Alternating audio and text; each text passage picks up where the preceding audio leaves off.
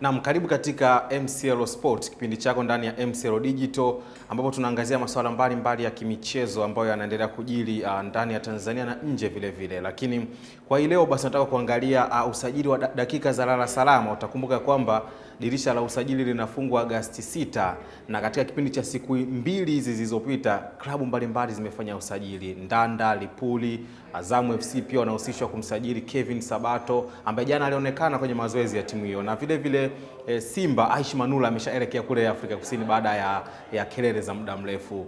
Naam, kwa uchambuzi huu kwa ujumla ungana nami Frederick Nwaka nikiwa na Andrew Kingamkono, mwalili wa kitengo cha michezo hapa Mwananchi Communication. Tuanze Kinga, kwa ujumla ukiangalia Lipuli wamemsajili Busungu, Omega Seme na Jerome Lembele, wachezaji ambao wengi walikuwa wanaona kwamba ndio wameshamaliza kari yao ya mpira, lakini wanasajiliwa kwenye klabu ya Lipuli. Lipuli ni timu mpya japokuwa ni kongwe. Kwa nini nasema ni timu mpya? Kwa sababu ndio imepanda daraja baada ya kupotea kwa muda mrefu.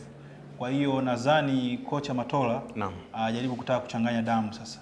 Wale ambao wenye uzoefu na vijana wake waliokuwa nao ambao walipandisha timu. Nadhani lengo hilo litafanikiwa kwa sababu ukimwangalia Busungu alikuwa sio mchezaji mbaya, sema maisha ndani ya Yanga yalimshinda. Omega Seme alishindwa kuhimili kwa sababu maisha ndani ya Yanga yanakuwa na mambo mengi sana. Wachezaji wengi kutoka nje wanakuwa wanafanya vizuri sehemu nyingine, lakini wakifika ndani ya Yanga na Simba kutokana na kuna aina fulani ya maisha ambayo kama mchezaji hajawa makini anaweza kupotea kirahisi sana. Ndio yalimkuta Busungu, yalimkuta Omega Seme wakati akiwa Yanga kabla hajaondoka. Kwa hiyo nadhani kwa kuwasajili hawa jamaa watawasaidia sana kwenye safu ya ushambuliaji na hata kwenye kiungo, sababu wana uzoefu wa ligi kwa muda mrefu na wamekuwa na mafanikio walipokuwa kwenye timu zao za kawaida. Okay, Kingamkono pia Azam Kevin Sabato, taarifa ni kwamba anamaliza mazungumzo na kama watafikiana huenda akasajiliwa. Ni mchezaji ambaye mwalimu mwenyewe wa Azam Alistiso Sioaba amekiri kwamba anamhitaji kuimarisha kikosi chake cha safu ya ushambuliaji ya timu yake. Naona kocha wa Azam ameamua kufanya mabadiliko makubwa kwenye timu yake na kutaka kuwapa vijana wengi wa Tanzania nafasi. Sabato ni mchezaji mzuri, japokuwa naye alikuwa na mambo mengi ya nje ya uwanja kidogo, naye alikuwa anamsumbua. Ukimwangalia alipokuwa yani msimu uliopita hakuwa katika msimu mzuri sana, lakini nadhani akienda Azam na mazingira ya Azam alivyokuwa, akipata nafasi ya kucheza anaweza kuwapa kitu fulani Azam kwa sababu ana uzoefu wa ligi. Atakwenda kupambana na Baraka Yusufu, Waziri Junior, Yahya Zaidi, mshambuliaji ambaye amepandishwa kutoka timu ya vijana ya Azam. Simba Aish Manula baada ya sintofahamu ya muda mrefu amejiunga na timu Afrika Kusini hii leo na tunamtarajia kumuona katika tamasha la Simba Day. Simba ndio klabu ambayo inaonekana kuwa imesajili wachezaji wengi, lakini Aisha anakuwa mchezaji wa mwisho hivi kwa namna ambavyo mambo yanakwenda. Kwa sababu Aisha ilikuwa kinachokwamisha kwenda Simba ilikuwa ni mkataba wake. Lakini siku nyingi tu amesaini, sema mkataba wake na Azam ungeenda mapema ungemkwamisha, lakini kwanza nimpe pongezi kama kaamua kwenda kuanza maisha mapya. Amecheza Azam toka anaanza mpira paka umri unaendelea kukua, anahitaji kupata changamoto mpya. Changamoto mpya ataipata Simba.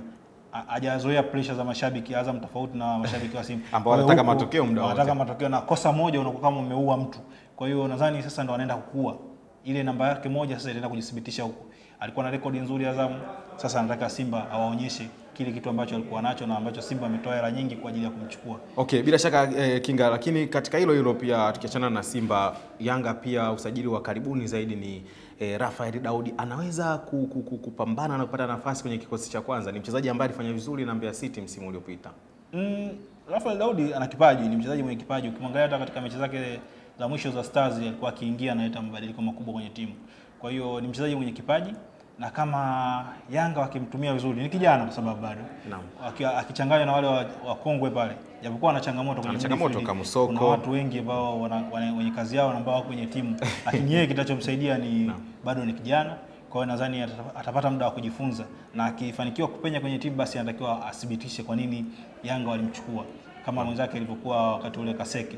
Alikuwa na watu wengi lakini akapenya kwenye timu akaweza kucheza, akawa na uhakika wa namba kwa kiasi fulani kabla ya kumwacha. Kwa hiyo nadhani Rafael Daudi ni midfield mzuri. Ukimwangalia msimu uliopita na Mbeya City alikuwa na mchango mkubwa sana kwenye timu. Aliwasaidia sana kwa kufunga magoli na kutengeneza magoli vile vile. Kwa hiyo akiwa naye Yanga mambo yatakuwa mazuri. Okay, kwa kuhitimisha pengine Kinga, zimebaki siku 4 kabla ya kufikia tarehe ya mwisho ya usajili. Tathmini yako kwa ujumla katika hizi siku zilizosalia ni ipi? Ni usajili wa zimamoto. ndo nauona sasa. Kocha wa Azam amesema anahitaji mshambuliaji kutoka nje. Simba ambao atabiki tunaweza tukaona wamepata mchezaji. Vile vile Yanga wanasema wanataka kuwapa watu surprise.